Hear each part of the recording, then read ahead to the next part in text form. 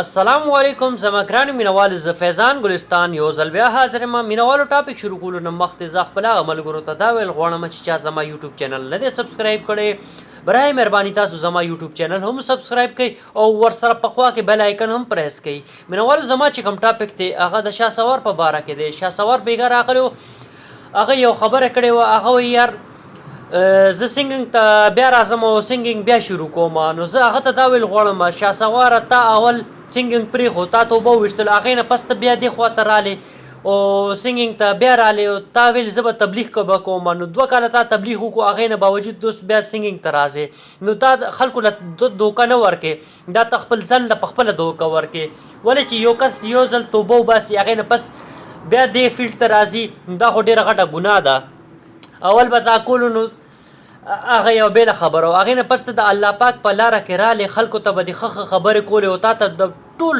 د هر یو د دین د هر یوه خبرې تا ته ښه پته ده هغې نه باوجود ته بیا غلط کارونه کې نو دا څه ښه خبره خو نه ده که نه شهسواره دا غلط کار تا وکړو او بله خبره تا دا وکړه شهسواره چې ته وې 2 کاله ما تبلیغ کولو خو چا زما تپوس ونه کړو زما کور ته څوک رانله زما د بچي تپوس ونه کړو شهسواره دا غلطه خبره ده ستا تپوس اوس ولې څوک نه کوي دونه خلک ستا تپوس کولو وایي شهسوار یو ښه په لاره باندې روان دی ستا دونه فین جوړ شو نو تا د الله پاک دپاره کولو ولې چې د الله پاک باندې پوره یقین او اعتبار وي نو هغه کس کلم چې دی ناکامیابیږي نه کامیاب شي نو ستا چې کوم الله پاک باندې اعتبار نو دا کار تا ډېر غلط وکړو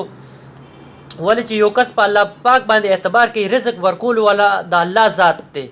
بنده چاله نشي ورکولی رزق نو تا چې کومه دا فیصله وکړه ډېره غلطه کړې ده مونږ ستا په دې فیصلې باندې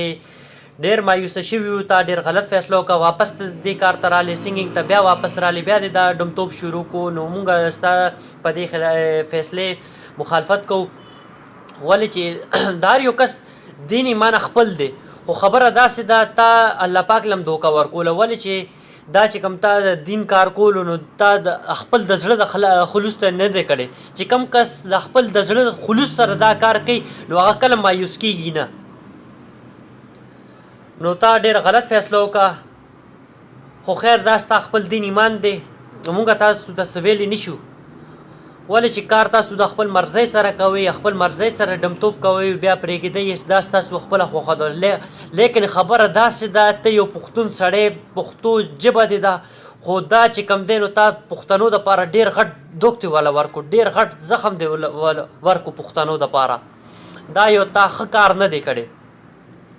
چې بس څه مسله وي تا به خپل ملګرو سره به دې شیر کړي وي مونږ سره به دې شیر کړي وي انشاءالله داسې څه خبره نه وه خو نه تا ډېر غلط فیصله وکړه مونږ ستا د فیصلې چې کومه تا کړې ده د دې مخالفت کوو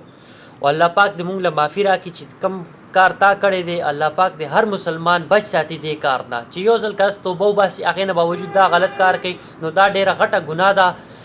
او الله پاک دې غلط کارونو نه دې مونږ بچ ساتي امین مینوالو چې زما ویډیو ستاسو خوښه شوي نو لایک یې کوئ خپل کمنټ راته راولېږئ چې کوم ورونو زما چینل نه دی سبسکرایب کړی یو ځل بیا ورته وایم تاسو زما چینل هم سبسکرایب کړئ او ورسره بیل آیکن هم پریس کړئ والسلام